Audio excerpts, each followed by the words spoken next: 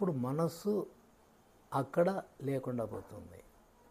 క్రమేణా అదే స్థితిలో ఉంటే మనస్సు అనేటువంటిది లేదు అనేది స్పష్టంగా నీకు అనుభూతిలోకి వస్తుంది. ఇప్పుడు మనస్సును ఏ మరక ఎరిగినట్లయినా అన్నాడు. మరి నువ్వు మనస్సును ఒక దృశ్యం మీద, ఒక ఆలోచన మీద పెట్టినప్పుడు మనస్సు కదులుతూ ఉంది, ఎక్కడికో పోతూ ఉంది, ఎటో చూస్తూ ఉంది అంటే అది ఏమరపాటు జరుగుతూ ఉంది. అక్కడ నీకు పొరపాటు నీది కానీ దైవాన్ని కాదు. ఎందుకంటే ప్రయత్నం చేస్తున్నది నువ్వు కాబట్టి నీ మనసు నువ్వు చూస్తున్నావు. ఆ చూసేటప్పుడు తదేకంగా చూస్తే మనసు అనేటువంటిది లేదు అనేటువంటిది తెలుస్తుంది. కాబట్టి మనసు లేదు అనేటువంటి స్థితిని చేరుకోవడానికి ఆలోచన గమనిస్తున్నప్పుడు దాని మీదనే దృష్టి లేకపోతే ఇంకొక ఆలోచన వస్తుంది కదా. ఇంకొక ఆలోచన వచ్చినప్పుడు అది సత్యమైపోతుంది. ఇంకా ఆలోచనలు పెరుగుతాయి, ఆలోచనలే నువ్వు అయిపోతావు. ఇంకా గమనించేటోడు లేకుండా పోతాడు. అందువల్ల ఇప్పుడు మనకు కావాల్సింది ధీరత్వం కానీ, శరణాగతి కానీ, ఏమైనా కానీ మనలో ఉండేటువంటి మనస్సును ఏమరుపాటు లేకుండా గమనించు, అంతే. ఇంక అన్నీ సరిపోతాయి. అక్కడ ఆ ఆలోచన తప్పించుకోకుండా మనం జాగ్రత్త పడితే అది ఏమరుపాటు లేకుండా గమనించడం. అది పోయిందంటే నీళ్ళు అన్నీ పోతాయి. ఇంకా ప్రతి ఆలోచన దానికి ఉనికి ఉండదు, వాస్తవంగా ఉనికి లేదు. ఇప్పుడు కళ్ళు మూసుకున్నా, నేను గడియారాన్ని చూస్తాను. గడియారానికి వెనకల గోడ ఆధారంగా ఉంది, మేకు ఉంది, మేకుకు గడియారం ఉంది. లోపల నాకు గడియారం కనపడుతూ ఉంది. నా లోపల ఉండే గడియారానికి మేకెక్కడుంది, గోడ ఎక్కడుంది, అదేమో ఉంది కదా.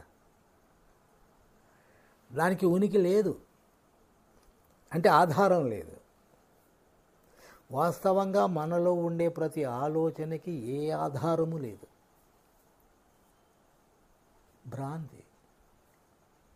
భ్రాంతి. ఏ ఆధారం ఉంది చెప్పు?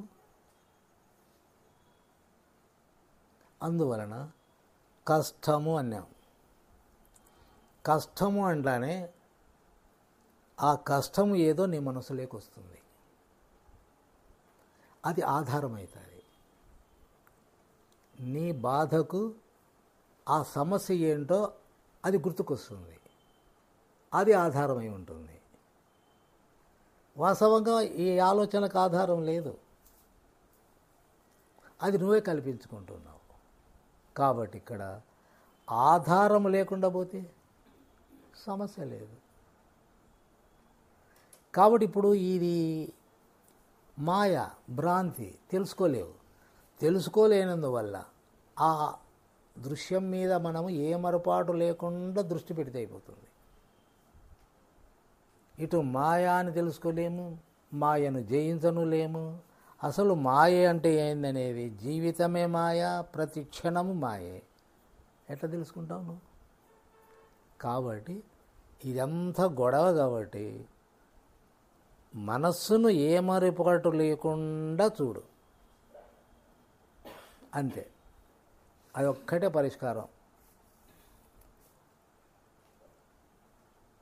అది వినడానికి సులభమే, వినడానికి చాలా సులభం కదా. మరి ఒక్కటి లోపల దృష్టి మీద పెట్టలేం. దాన్ని దృష్టి మీద, ఆ ఆలోచన మీద, ఆ రూపం మీద దృష్టి పెట్టాలని నువ్వు ప్రయత్నం చేస్తానే అది పెద్ద నాటకం ఆడుతుంది. వెంటనే నిన్ను మళ్ళీ వేరే చోటు తీసుకుపోతుంది. అవకాశం ఇవ్వదు నీకు. చూడు, ఎంతటి వేదాంతినైనా, ఎంతటి గొప్పవాడైనా ఒకే దాని మీద దృష్టి పెట్టి ఉండమను. అది అదృశ్యమయ్యేంత వరకు దృష్టి పెట్టాలి. అది ఎవరికి సాధ్యం? అందరికీ కాదు. కాబట్టి అట్లా దృష్టి పెట్టగలిగితే జీవితము మాయ అనేటువంటి తక్షణమే తెలుస్తుంది.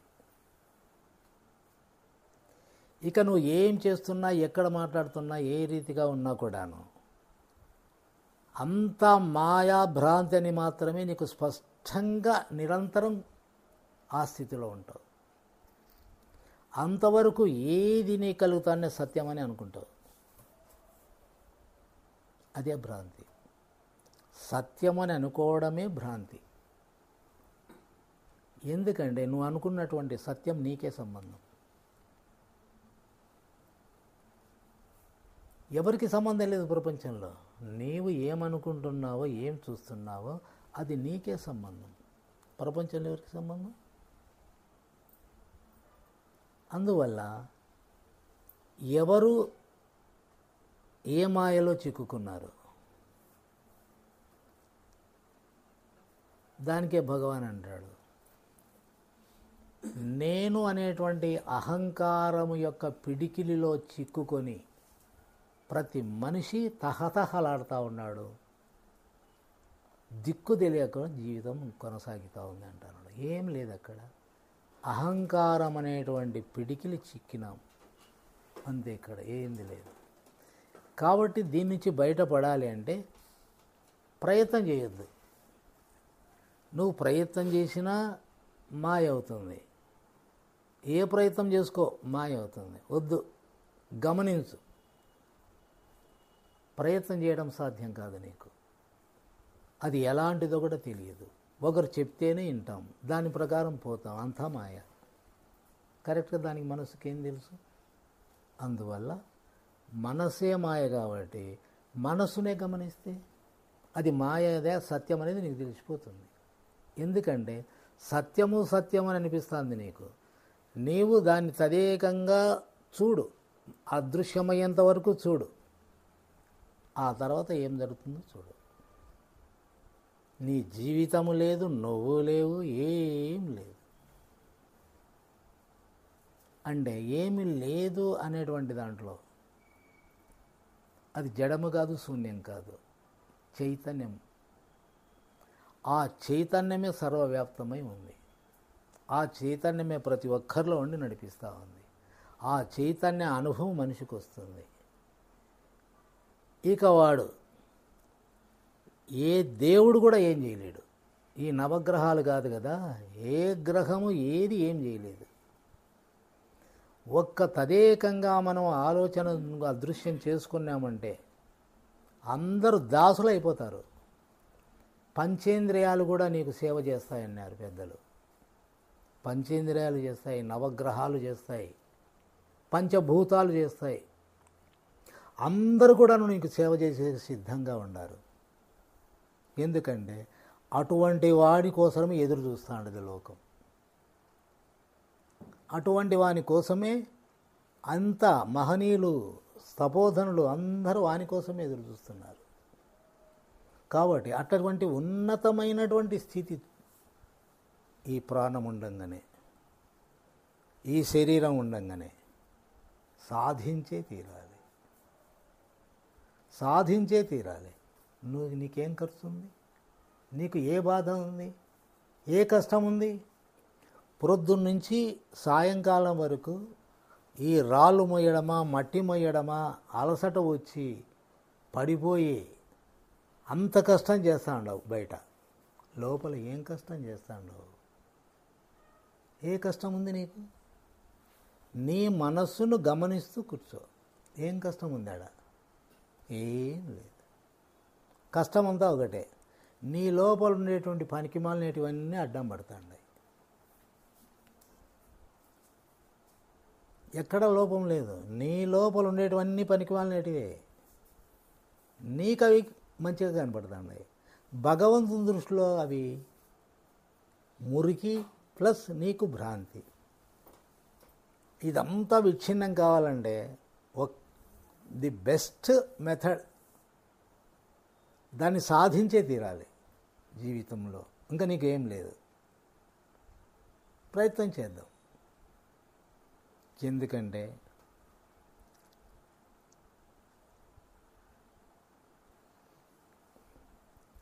బుద్ధుడు ఒక మాట చెప్పినాడు,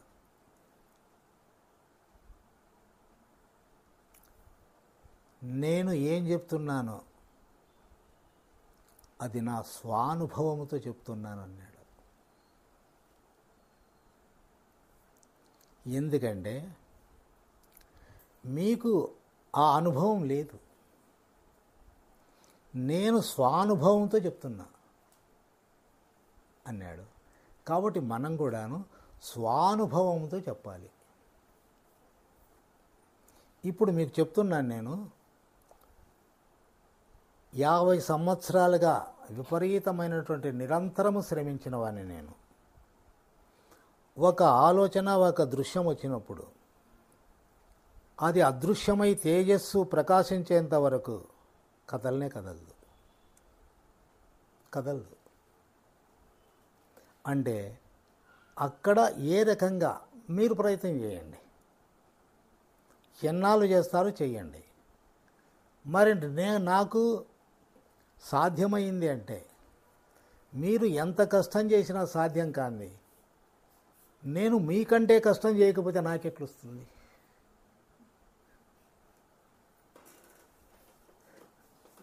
అంతే కదా. మీరు ప్రయత్నం చేయలే కాబట్టి ఒక్కడే ఇక్కడ. నేను ప్రయత్నం చేసినట్లు మీరు ప్రయత్నం చేయడంలే, అదే లోపం. మరి ఏం ప్రయత్నం చేసినా ఎప్పుడు కూడాను నా మనస్సుని నేను గమనిస్తున్నా. గమనించడం అంటే ఏదైనా ఒక మంచి కావచ్చు, చెడ్డ కావచ్చు, సందర్భం వచ్చిందనుకో, వెంటనే నేను లోపల చూసుకుంటా. ఆ లోపల నాకు సమస్య రాకూడదు, ఈ లోపల ఎంటర్ కాకూడదు. అది మాయం అయిపోయేంత వరకు దాని మీదనే దృష్టి పెడతా నేను. అది ఉండకూడదు నా లోపల. కాబట్టి అంత శ్రద్ధగా తీసుకోవాలా కదా, అంత శ్రద్ధ తీసుకోవాలా, ఆ ఏకాగ్రత కావాలా, దాని మీద ఆ సరెండర్ కావాలా, అదే మన జీవిత ధ్యేయం కావాలా. అంత సులభంగా లేదు. కావాల్సింటే చూడు, సూక్ష్మంలోనే ఉంది. మళ్ళా పెద్దగా కష్టపడాల్సింది ఏంది లేదు. కానీ ఆ చూసే శక్తి లేదు. నువ్వు ఇతరుల గురించి వాడిని కొట్టడం కానీ, తిట్టడం కానీ, వాడిని స్వాధీనం చేసుకోవడం కానీ, నేను మగోని అనేది ఉంది కరెక్ట్ బయట. లోపల నీ అంత పిరికివాడే లేడు. ఎందుకంటే ఒక్క నిమిషము కూడా నీలో మనసు నిలవడం లేదు, శాంతి లేదు. మరి నువ్వు వీరునివే పిరికివానివే అంటే నీ బలం బయట ఉంది కాదు. మన బలం లోపల ఉండాలి. లోపల ఎక్కడ ఏది నన్ను స్వాధీనం చేసుకుంటాను అని మీసం తిప్పు.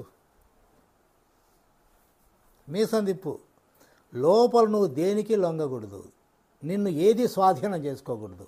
అట్లా బతుకు, అది బ్రతుకు.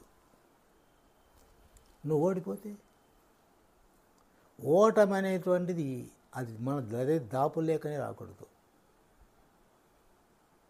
ఆ రకంగా జీవించేది మనము అంతర్ముఖంలో చూసుకోవాలి. అంతర్ముఖంలోనే మన పని అంతా. అప్పుడు ఈ ప్రపంచమంతా కూడాను ఒక అణువుతో సమానం. అదెట్లా ఇంత విశాలమైనటువంటి విషయం అణువంతా అంటాడు అంటే అది నీకు అనుభవంలో తెలుస్తుంది. ఎందుకంటే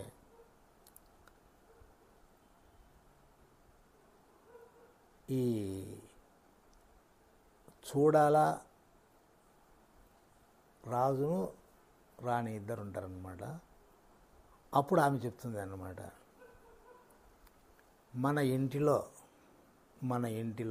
అంటే ఆమె రాజ్యం వెళ్తూ ఉంటాడు, భర్త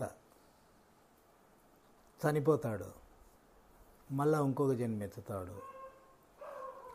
అప్పుడు అదే రాజే, చనిపోయిన రాజే మళ్ళా మూడో జన్మెత్తుతాడు. ఈ మూడు గుర్తుకుంటాయి. మరి ఈ మూడు ఎట్లా గుర్తుకుంటాయి అంటే, రాజ్యం ఏలేటప్పుడు 80 ఏళ్ళ వయస్సు, ఇప్పుడు జీవిస్తున్నది 25 ఏళ్ళ వయస్సు, ఇక 18 ఏళ్ళ వయస్సులో ఈ మూడిటి వయస్సు ఎందుకు తేడా వచ్చింది, 3 జన్మలు ఎట్లుండాయంటే, అప్పుడు ఆమె చెప్తుంది అంతా మాయ, దీనికి కాలము లేదు, శరీరం లేదు, మనసుకు ఏమైనా సాధ్యమే. కాబట్టి చూపిస్తుంది, ఒక మూల చూపిస్తుంది, ఒక మూలలో ఒక అణువు, అటువంటి అణువులు ఈ ఇంటిలో ఎన్ని ఉన్నాయి, ఇక ఈ ప్రపంచమంతా ఎన్ని ఉన్నాయి. కాబట్టి ఆ అణువులో మన ప్రపంచమంతా ఉంది. ఆ అణువులో మన ప్రపంచంలో నీవెంత, నీ రాజ్యం ఎంత, నీ నిర్ణయాలు ఎంత, నీ జ్ఞానం ఎంత. అణువంతలో ప్రపంచం ఉన్నప్పుడు ఇంకా నీ దేశమంతా, నీ ఊరెంత, నీ జీవితం ఎంత, ఎక్కడుండవు అంటే జ్ఞానం అనేటువంటిది ఎంత అనంతం అనేటువంటిది అది అనుభవంలోనే అర్థమవుతుంది. అందుకే మహనీయులు వాళ్ళ జీవితాలను ఎంత ఇదిగా తయారు చేసుకున్నారు ఆ జ్ఞానం కోసం. దేన్ని లెక్క చేయలేదండి. కానీ మనకు అన్నీ ఉన్నాయి, కానీ మన బుద్ధి కరెక్ట్గా లేదు. మన బుద్ధి కరెక్ట్గా లేదు, మన మనసు ఏందేందో చేసుకుంటుంది. మరి ఏది సాధ్యమవుతుంది మనకు? మన మనస్సుకు సాధ్యమయ్యేది ఏంది? బయటిది. లోపల కదా మనకు కావాల్సింది. లోపల సాధ్యం చేసుకో చూద్దాం. బయటి తెలివి, బయటి ప్రయత్నం లోపల పనికిరాదు, ఎక్కడా పనికిరాదు అది. కాబట్టి అది మనకు లోపల ఉపయోగపడదు. లోపల ఇప్పుడు చెప్పిన అనువంతలోనే ప్రపంచం ఉంది అని ఆమె చూపించింది, అర్థమైంది ఆయనకు. అప్పుడు తన జీవితం మీద విలువ చేయకుండా భగవంతునికే శరణాగతి చెంది అన్నిటినీ త్యజించి ఇద్దరు తరిస్తారు, అది వేరే విషయం. కాబట్టి మరి అనువంతలో ఇంత ఉంది అంటే ఇంకా ఈ సృష్టి ఇది ఎంతటిది అనంటే, సూర్యుడు మనకు గొప్ప అనిపిస్తాడు. ఇటువంటి సూర్యులు ఎంతోమంది కలిస్తే నక్షత్రం అండ్రి. ఎన్ని నక్షత్రాలు ఉన్నాయి ప్రపంచంలో, ఆకాశంలో? మరి ఎంతమంది సూర్యులతో సమానం?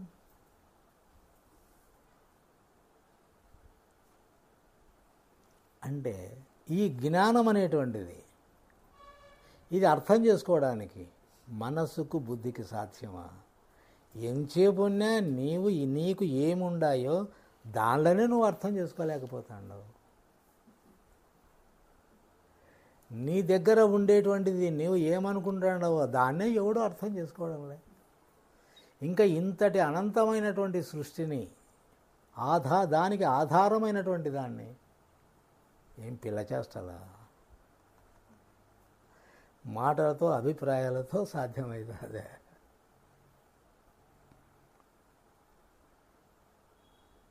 కాబట్టి వాస్తవంగా చెప్పాలంటే భగవంతుని దగ్గర మనం ఆహుతి అయిపోవాలండి. భగవంతుని దగ్గర మనకు అడ్రస్సే ఉండకూడదు, ఆహుతి అయిపోవాలి. మళ్ళీ నువ్వు ఉండకూడదు. ఆహుతి అయినప్పుడు భగవంతుడై నువ్వు అవుతావు. అంటే ఆహుతి అనేది నీ శరీరము, నీ మనస్సు, నీ అహంకారము, నీలో ఉండే ప్రపంచం, ఇదంతా కూడాను ఆహుతి, అంతం అయినప్పుడే నీలో దివ్యత్వం.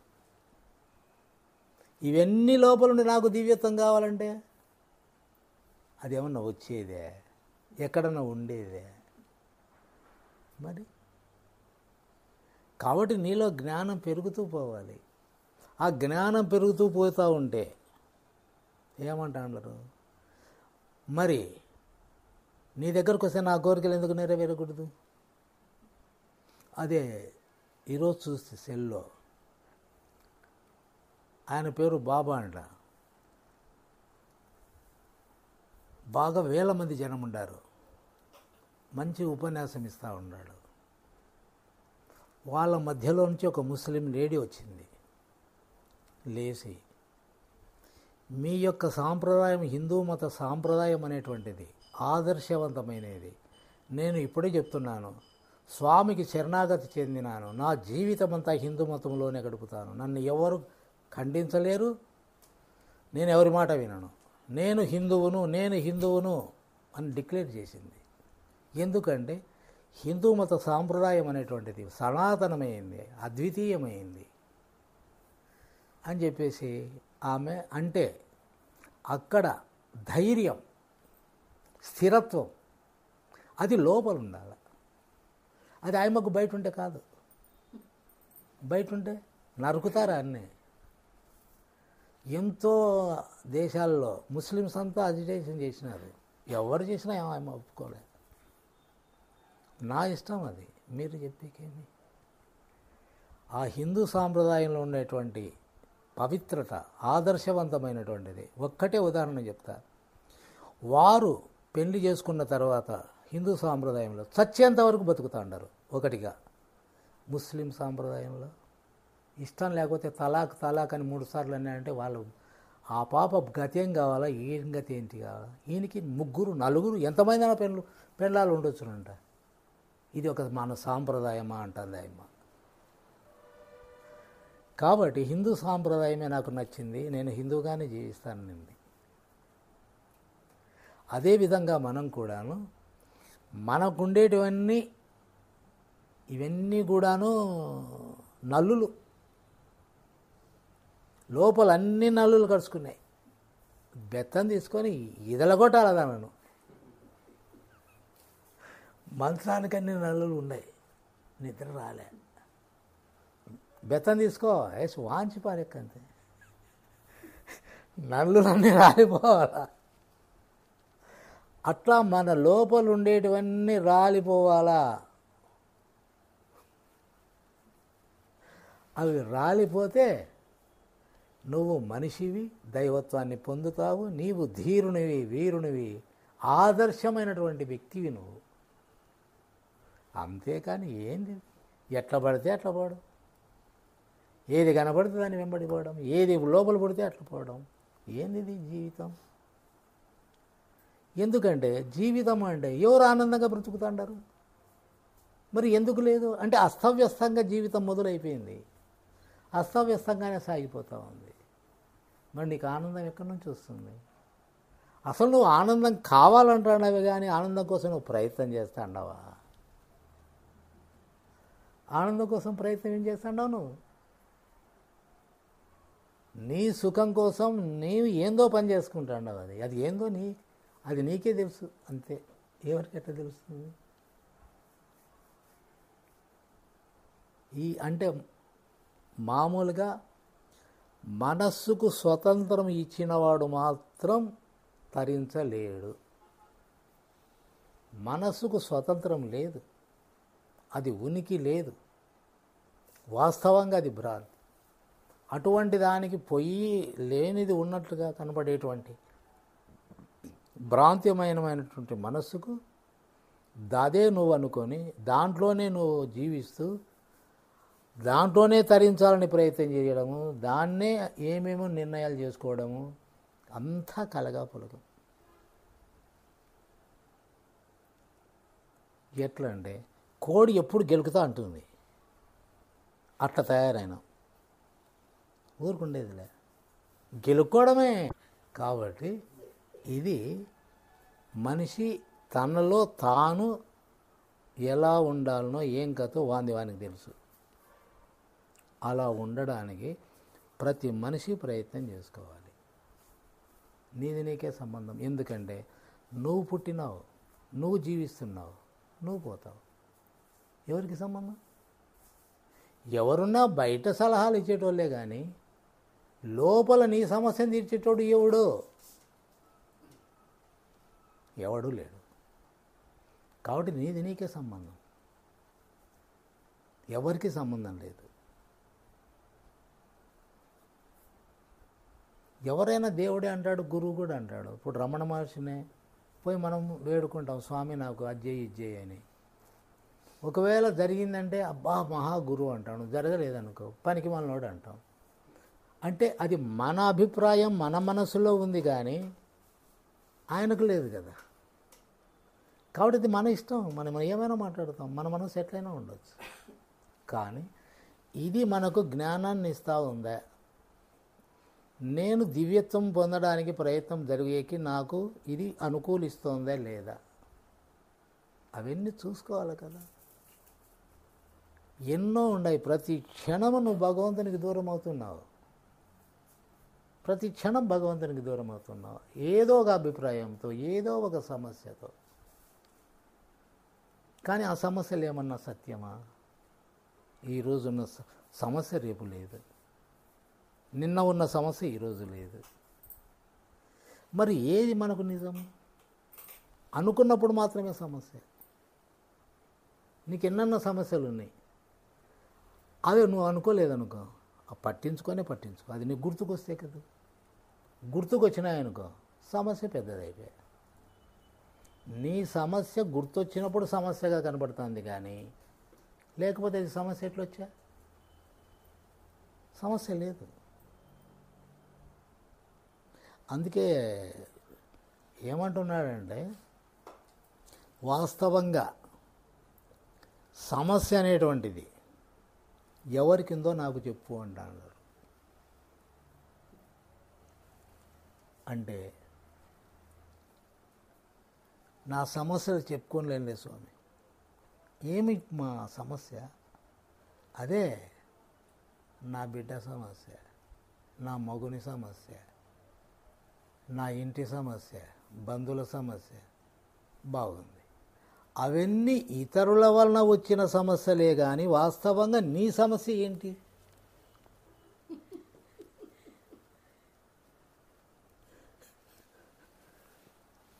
నీకుండే సమస్యలన్నీ బయట వాళ్ళతోనే, బయటివే కదా.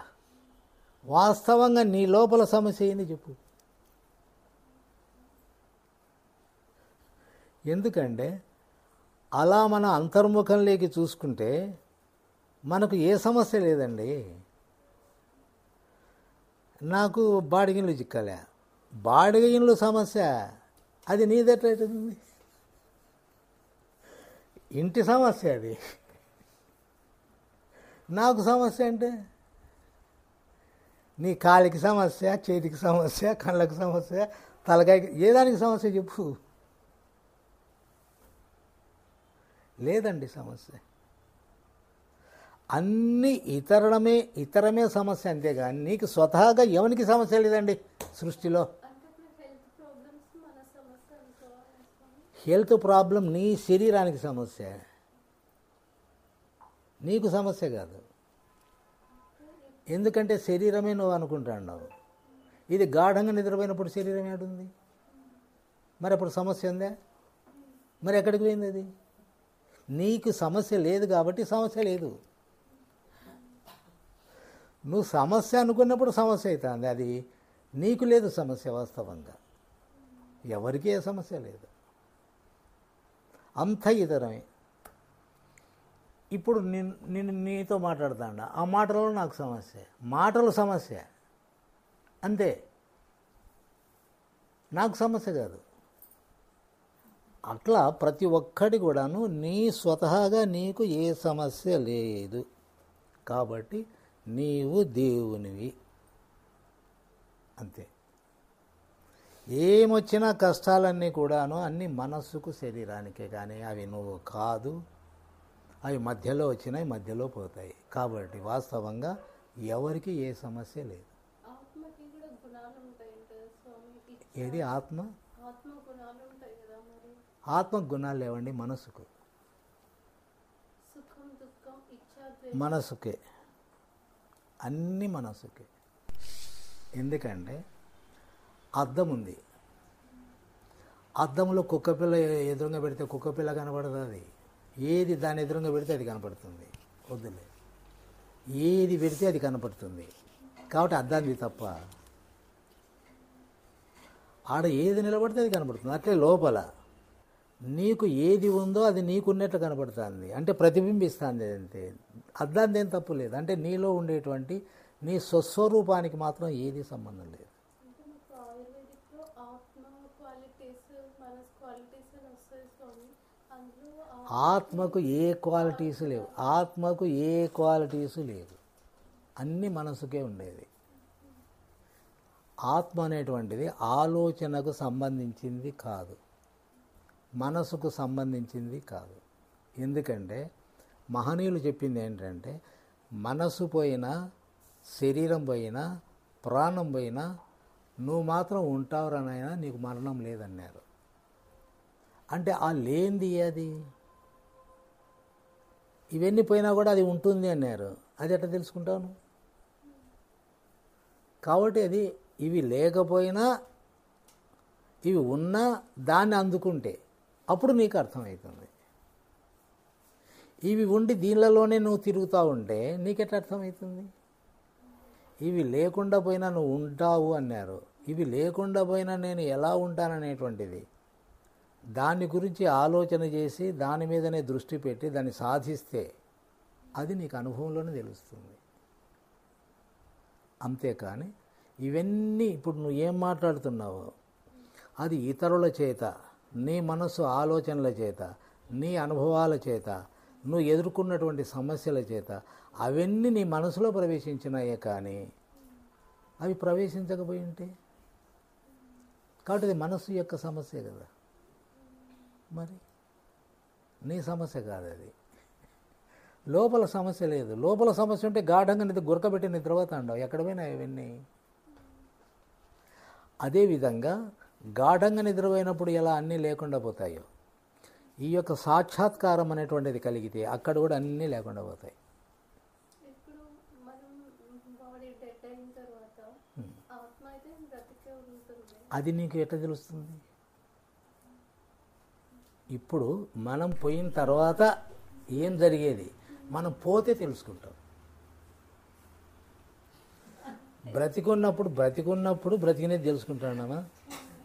మనం పోయినాక ఏం జరుగుతుంది అనేది పోయినాక తెలుసుకునేది. అది పోయినాక తెలుసుకోవాలి అంటే పోయినా కూడా తెలుసుకునే శక్తి మనిషిలో ఉంది. అది ఏందనేది తెలుసు.